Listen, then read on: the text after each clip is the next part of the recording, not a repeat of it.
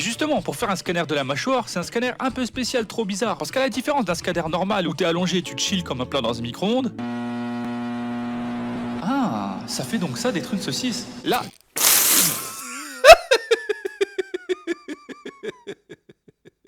Hey, comment ça, petit sphère, c'est Senes. On se retrouve pour une vidéo de ce ne pas rire, et aujourd'hui ce sera une spéciale Léo Succulent, épisode 4. Alors pour rappeler mes sphères, le but est très simple, il suffit de regarder la vidéo avec l'eau dans la bouche et de ne pas rire.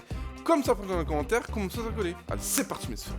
Avant de devenir youtubeur, j'ai fait beaucoup de tafs différents. Jardinier, maçon, employé de bureau, l'esclave dans les supermarchés qui ramasse les habits que les grosses daronnes jettent par terre pendant les soldes. Bonjour mesdames, est-ce que vous pouvez remettre à leur place les vêtements que vous ne prenez pas au lieu de les jeter par terre s'il vous plaît? Allez, écoutez-moi, toi. Ça c'est pas très citoyen, Gisèle. Aujourd'hui ça va pas se passer comme ça, aujourd'hui je vais insulter des mères. Et encore quelques autres tafs. Bref, je possède un éventail de compétences incroyables à mon actif. Mais ce que j'ai fait le plus longtemps, c'était de travailler à Curber Bing. Et pas du tout à une autre chaîne de fast-food très connue, hein. Merde. Si comme moi vous êtes toujours demandé comment ça se passait derrière la porte des employés, je vais vous raconter mon expérience. Je distribue toujours mes CV en main propre. Quand je donnais mon CV à la caissière, il y avait littéralement le directeur régional de la chaîne juste derrière moi. Je lui ai donné mon CV en main propre et le lendemain, je taffais là-bas. Et là, vous vous dites sûrement comme moi à l'époque, c'est une très grande chaîne de niveau mondial. Ils ont les moyens. Ils vont sûrement prendre le temps de bien me former. Et ben, c'est ce qui s'est passé. J'ai eu une super formation, j'ai tout appris dans le calme et la joie de vivre. Ils m'ont mis tout seul, alors que j'avais zéro expérience, pour gérer tous les snacks un samedi midi. Donc ça s'est passé plutôt comme ça. Ralapelos. Où sont ces putains de ralaperos? Sachant qu'en plus l'écran qui te montre les commandes que t'es censé préparer était en anglais. Et en plus les noms étaient abrégés. Je comprenais rien, le truc me parlait chinois. Mais qu'est-ce que tu me baragouines, sale fils de pute? Alors Léo, tout se passe bien? Ouais, nickel. Tout se passe bien. Je suis en train de passer un moment Nutella. Très bien, à plus tard alors. À chaque commande, t'as un chrono qui part pour te montrer depuis combien de temps la commande a été passée. Le truc s'imprime tellement dans ton cerveau que dans mon lit, en essayant de dormir, je me revoyais en train de faire des burgers. On aurait dit une killcam le truc. Alors il prend le ketchup, la tomate, le steak. Mais il est trop rapide, c'est incroyable! Chaque année, ce resto faisait 8 millions d'euros de bénéfices. Ça fait beaucoup là, non? Mais ces gros rats nous faisaient quand même payer le repas. Enfin non, pardon, on payait 2 euros si et seulement si on prenait le petit menu. Si tu prenais autre chose, tu devais payer au max. Le rat, discret, prudent et très proche de l'homme. Mais gros, le petit menu, y a rien dedans, ça cale personne à part, je sais pas moi, Kirikou. Et même moi, des fois, j'ai encore fait mon rêve. Eh ben alors. Et du coup, c'est comme ça que j'ai mis en place la taxe succulente. Quand je taffais, à chaque fois que j'avais faim, je passais sous la table. Oh, c'est si bon. Wow. Non. En fait, je me faisais des burgers en cachette que je mangeais sous la table. Enfin, j'ai fait ça à ce qui paraît, hein. Quand je taffais là-bas, j'étais de fermeture. Ça veut dire que je taffais de 18h jusqu'à 2h du matin, en théorie. On finissait toujours vers 2h30, 3h du matin. Mais alors, qu'est-ce qui fait que je sois resté si longtemps si ça payait pas beaucoup et que c'était un taf? Eh bien, la réponse est un peu élaborée. Je sais pas si je vais pouvoir bien expliquer les meufs. Parce que dans ce genre de taf, il y a toujours plein d'étudiantes. Et en plus, comme elles étudient la journée et le soir elles travaillent, d'ailleurs gros respect à toutes celles et ceux qui font ça, c'est incroyable, eh ben elles ont pas le temps d'avoir une vie sociale. Sachant qu'en plus, certaines viennent carrément d'une autre ville, et là c'est bingo mon ref. Mais bien sûr que je peux te faire visiter Toulouse, je connais plein de petits coins sympas, tu vas kiffer. J'aime faire du tourisme. De nos jours, quasiment tout le monde a un portable. C'est devenu l'objet le plus utilisé du monde. Ok, derrière le PQ. Mais quand même, c'est devenu indispensable. Et pourtant, moi, Léo Succulent, j'ai réussi à survivre sans portable pendant 17 ans. Je dis survivre parce qu'en fait, ne pas avoir de portable, ok, c'est pas la fin du monde. Par contre, ne pas avoir de portable quand t'as 16 ans et que tous tes potes en ont un, là, ça commence à être chaud. Par exemple, quand on se donne un rendez-vous le week-end, tous mes potes, pour eux, c'était tranquille. Samedi après-midi, tac, RDV au parc, basique. Mais pour moi, c'était un stress incroyable parce que, évidemment, tous mes potes au lycée habitaient proche de la ville. Du coup, il fallait que mes parents m'amènent en voiture parce qu'à la campagne, y a aucun autre moyen de transport à part les pieds, hein, donc bon. Et du coup, mon plus gros stress, c'était que mes potes annulent sans pouvoir me le dire et que je me retrouve à 35 minutes de chez moi en voiture à attendre que mes parents viennent me chercher 5 heures plus tard. Parce que eux non plus, je peux pas les contacter pour leur dire qu'il y a personne, vu que j'ai pas de portable. Vous comprenez l'angoisse? Du coup, le seul truc que je pouvais faire à chaque fois, bah, c'était espérer. Bon, ils sont juste un peu en retard, mais tranquille, ils vont arriver. Ça doit vraiment être un gros bouchon, hein. 24 heures plus tard. Alors, Léo, c'était bien? Non. Achète-moi un portable. Bon, heureusement, ça m'est jamais arrivé. Mais le plus chiant, c'est évidemment avec les gonzesses. Parce que votre serviteur avait une petite copine au lycée. En plus, j'avais une casquette que je mettais sur le côté en mode Watibé. Je sais pas comment elle a fait pour sortir avec moi, franchement. Laura, bébé, t'as des goûts de chiottes. Mais surtout, un des trucs les plus importants quand t'as une meuf, surtout quand t'es ado, c'est les messages. À coup de petit. Cela fait déjà 5 minutes que je ne te vois plus. Tu me manques, bébé. Toi et ton magnifique sourire. Et du coup, j'avais zéro moyen de communiquer avec elle. C'était la galère. Je vous jure, des fois, j'étais à 2 doigts de lui sortir des pigeons voyageurs en mode full médiéval. Tir, succulent, premier. Alors Léo, concentre-toi. Un message poétique et émouvant qui va lui donner les larmes aux yeux. Ça, c'est magnifique, ça. Oh, une lettre de Léo. Quelle douceur m'a-t-il encore envoyé cette fois-ci? Mon dessin peut TDR. PS. Prends-moi un taco 3 viandes pour demain, s'il te plaît. Bah, médiéval ou pas, je reste le même. Hein. Et du coup, quand j'ai eu 17 ans, de nulle part, mon père s'est ramené avec un tel pour moi. Forcément, j'étais trop content. Tellement content que je prenais le numéro de tout le monde. Vraiment, tout le monde. Alors, tu me disais? Ouf. Ok, 09. Évidemment, j'avais du temps à rattraper. Fallait que j'augmente mon score Snapchat, tu connais, hein? Actuellement en train de faire caca. Hashtag pourquoi j'ai mangé épicé hier. Hashtag geyser. Hashtag y'en a partout. On n'aurait jamais dû lui acheter un portable en fait. Ouais. Bon allez, je vais le baffer. Dans ma vie, j'ai déjà été opéré 2 fois. La première fois, c'était pour enlever mes dents de sagesse. Qui pisse au vent sans rince les dents? Waouh, quelle sagesse! Les dents de sagesse, c'est 4 dents qui poussent quand t'as entre 17 et 25 ans. Je sais pas pourquoi elles arrivent aussi tard, mais elles sont là. Moi, perso, ça fait 21 ans que j'ai appris leur existence. Personne m'avait rien dit avant, du coup, j'étais choqué. J'avais l'impression d'avoir débloqué une nouvelle compétence. Dents de sagesse permettent de croquer 10% de nourriture en plus par bouchée, mais fait très mal en permanence.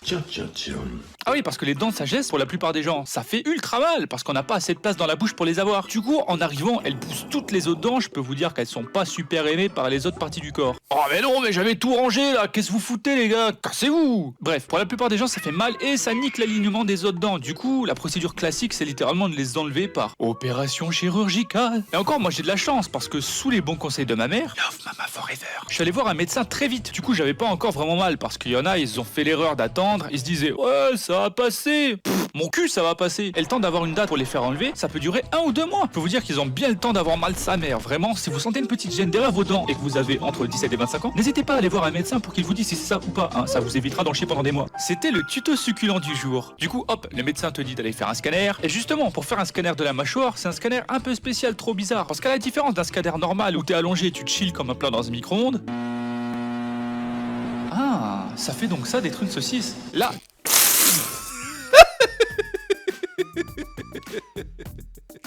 J'avoue, on dirait un micro-ondes. Parce qu'à la différence d'un scanner normal où t'es allongé et tu te chilles comme un plat dans un micro-ondes.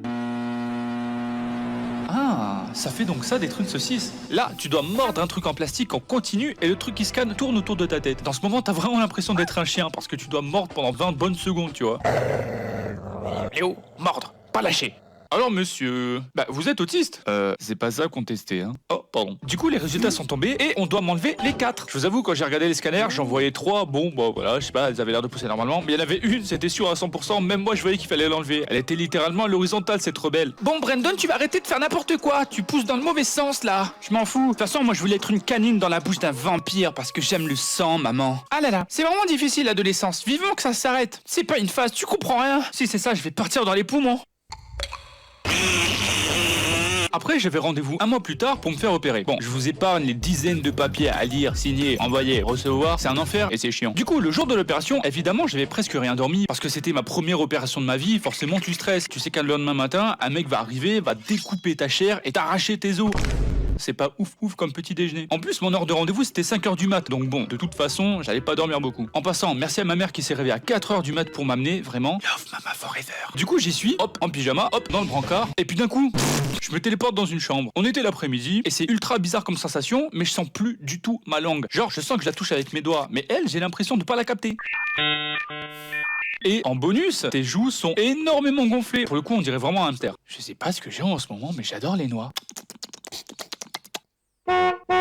Je sais pas quel cri ça fait un hamster. C'était succulent, c'était délicieux. Mi-temps mes sphères, j'ai rigolé une fois. C'est trop drôle quand elle joue gonflée qui dit qu'il ressemble à un hamster et qui veut manger des noix. J'avoue, il a pas de chance, on a dû lui enlever les 4 dents de sagesse. D'habitude, on t'en enlève 1, 2. Mais là, 4, franchement, faut vraiment pas avoir de chance. Et vous, mes sphères, quel passage vous a fait rire? Dites-le moi en commentaire. Dans ce monde, il existe plein de petits trucs, de petites astuces pour rendre la vie plus facile. On les appelle des life hacks ou des tutos, hein, c'est moins chiant à dire. Comme par exemple, vous savez que si vous mettez des feuilles de PQ tout le long de votre bras, vous pouvez vous torcher en une seule fois. J'ai appris ça sur internet. Ah ouais, ça je connais, je l'avais fait avec des potes. Par contre, si t'as pas le contexte, ça doit faire bizarre à voir quand même. Les enfants, je suis allé faire les courses et je vous ai pris du spray. Oula, c'est pas grave, je repasserai. Par contre, ça sert à rien, c'est pas une astuce, pourquoi ils ont mis ça dans la vidéo? Ah, ça me fait trop penser au prof dans Futurama, quand il se fait tordre à 45 degrés, là. Essayez 90 degrés vers l'arrière. Professeur, y en a marre que vous soyez positif tout le temps. 90 degrés. Je pense que je suis dépressif. Ah, pas con ça. La fourchette pour soutenir le PC portable en l'air. Comme ça, au moins, il surchauffe pas. Ça m'aurait bien aidé quand j'avais un PC portable à l'époque. Hein. Oh, il surchauffait de fou. Je vous raconte pas le bruit quand je lançais un jeu le soir après une longue journée de cours, là. Oh, le mardi, pire journée, là. Ah, bon. Léo, t'as pas intérêt à jouer au PC, tu m'as promis de faire tes devoirs avant. Sale traître, pourquoi tu poucaves là? Ah yo, c'est quoi cette tâche là? Les gars, c'est quoi cette tâche? Oh, et en plus elle le chauffe au sèche-cheveux, je t'explique même pas l'odeur dans la pièce, ça doit sentir la marée basse le truc. Qu'est-ce qui provoque les marées? Qu'est-ce qu'elle va faire? Oh, un petit hamac pour ses petits pieds. D'accord, mais où est-ce qu'elle attache ce hamac, hein? Parce que moi je perds pas le nord, hein. En plus le truc est clairement pas au niveau de la table, alors ça je suis stupide, hein. Bon, voilà, ça peut arriver. Mais comment ça tient? Alors pour ce petit tuto, hein, vous allez avoir besoin de bouts de tissu, hein, de 2 bouts de bois et de 2 stagiaires hein, qui vont vous tenir le hamac toute la journée. Hein. C'est pas très pratique. Commence à me parler poliment. Oh là là, mais qu'est-ce qu'elle dit de faire? Elle fait fondre du plastique, non mais elle a cru qu'elle était en cours de techno quoi. Ne faites surtout pas fondre du plastique, ça va faire des fumées toxiques. Dans le pire des cas, vous allez rejoindre Johnny les gars. C'est dans le cercueil. J'ai encore 2 places en soins, cœur. Vous voyez le tuto, c'est un tuto pour avoir un cancer du poumon direct ce truc. Donnez un Oscar à madame. Sarah, alors maintenant tu vas me jouer la suspicion. Ah, t'en fais un peu trop Sarah, on dirait The Rock. S'il y avait vraiment quelqu'un qui l'espionnait derrière sa webcam, il a dû prendre un de ses coups de pression le gars. Oh putain, il nous a repéré. Marcel, démarre le camion, vite, on s'arrache. Hey, comment ils vont ceux-là, hein? Petite bibine? Christiane, ramène des bières pour les pitchounes. Je vais pas, l'alcool c'est de la merde. Aujourd'hui, on va faire un concept révolutionnaire jamais fait sur YouTube. Non. On va faire un essayer de ne pas rire. Ah, vous avez perdu au premier rang, j'ai entendu. Après, croyez pas que le concept a été inventé par un youtubeur, hein. Ça existe depuis 40 ans le bail. Salut, c'est Nino. Donc là, j'ai un pote qui m'a préparé des petites vidéos marrantes que presque personne n'a vues. C'est ça qui est difficile. Et on va déguster ça ensemble. Entre BG, voilà. Entre couillasses, quoi. Mais il y a aussi des meufs qui me suivent. Du coup, on pourrait aussi dire un trop gros œuf. Générique. Comment faire taire un bébé qui pleure? Oula. Oh, le visage. Même moi, je prends un coup de pression, là. Imagine, il fait vraiment un gamin. Bon, ben ça part sur un traumatisme. T'as déjà vu Nico en énervé? Non. Oh, le bâtard. Hein, c'est marrant, les vieux, ils ont vraiment un accent de vieux, quoi. Ah ben ici, canaille.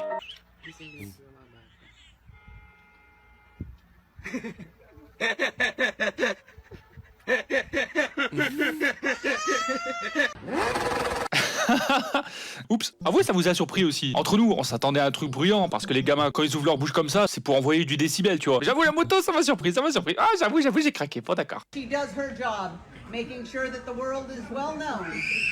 Ah, on dirait que c'est le chat qui crie avec la voix d'enfant. D'accord, c'est marrant, ça passe. J'ai pas ri. I'm a pig. C'est quoi ce cri? Vrai bail par contre, je sais pas si vous êtes d'accord, mais genre quand on a peur, on choisit pas son cri. C'est un cri naturel qui vient tout seul. Et là j'ai envie de dire, je remercie la génétique pour avoir fait que quand j'ai peur, je ne crie pas. Après je sais pas si c'est mieux, hein, mais genre perso, moi quand j'ai peur, je saute en l'air et j'aspire de fou, genre un peu comme les chats maintenant que j'y pense. Comme quoi j'ai bien fait de me dessiner avec une bouche de chat finalement.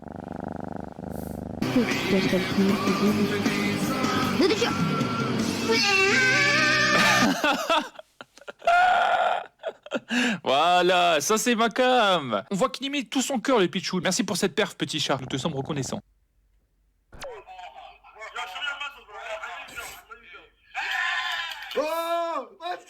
Eh ouais, il nous en faut peu nous les mecs hein. Alors les gars, les muscles.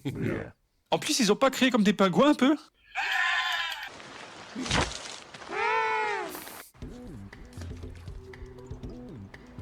Qu'est-ce qu'ils font? Ah, c'est un pétard. Ah, il est claqué leur pétard. Oh, c'est Gollum. Oh, la ressemblance est frappante. Elle a cru qu'ils avaient lancé un anneau. Ah non, ce n'est pas mon précieux. Oh, tout doux le bestiau. Les écureuils, vraiment, c'est des excités, c'est pas possible. Comment ils démolissent ça? J'ai juré, les écureuils, ils courent et après ils réfléchissent. C'est comme ça qu'ils finissent dans des situations zinzin comme celle-là. Ouais. Je sais pas comment il a fait, mais c'est bien coincé les couilles. Là, je sais que tous les mecs qui regardent la vidéo sont comme ça. Rien qu'à s'imaginer la douleur. Et c'est de ça que le dicton est apparu. Rien ne sert de courir si c'est pour coincer ses litchis jusqu'à en mourir. C'est un dicton connu chez les écureuils. Ben alors? Tiens, on n'arrive pas à piquer? Oh, quel plaisir de voir un moustique galérer, vraiment. Ces trucs, je les hais tellement. Voici ce que j'ai appris après avoir utilisé un sauna pendant 100 jours.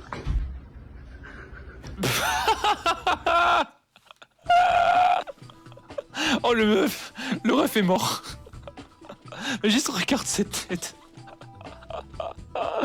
Je saurais pas expliquer pourquoi ça me fait autant rire, mais voilà, ça me fait marrer. Alors, ça c'est un screenshot, j'essaierai de placer ce visage dans une de mes vidéos. On verra si vous en souvenez, tiens. Alors, on s'est bien marré, je vous dis à la prochaine pour d'autres aventures. En tant que mec, te faire draguer, c'est tellement rare que quand ça t'arrive, tu t'en rends même pas compte. Genre moi, ça m'est arrivé une fois dans une soirée chez un pote, et vraiment, j'ai rien capté. J'étais full Gilbert Montagnier, je suis deg. Waouh Léo, il est vraiment stylé ton t-shirt. J'aime beaucoup la texture. Il y a moyen que tu l'enlèves pour que je vois si j'aime aussi ce qu'il y a en dessous? Ah mais ça sert à rien, j'ai pas d'autre habit en dessous. En même temps c'est un t-shirt, on met rien sous un t-shirt Sabrina. Pas très fut-fut toi hein? Bon je te taquine. Bon allez, à la prochaine. 3 ans plus tard. Oh, elle me draguait. Voilà mes sphères, c'est terminé, j'ai rigolé une fois. Dites-moi dans les commentaires si vous voulez un autre épisode de Léo Succulent. Et puis moi je vous dis à la prochaine pour une nouvelle vidéo. Ciao mes sphères.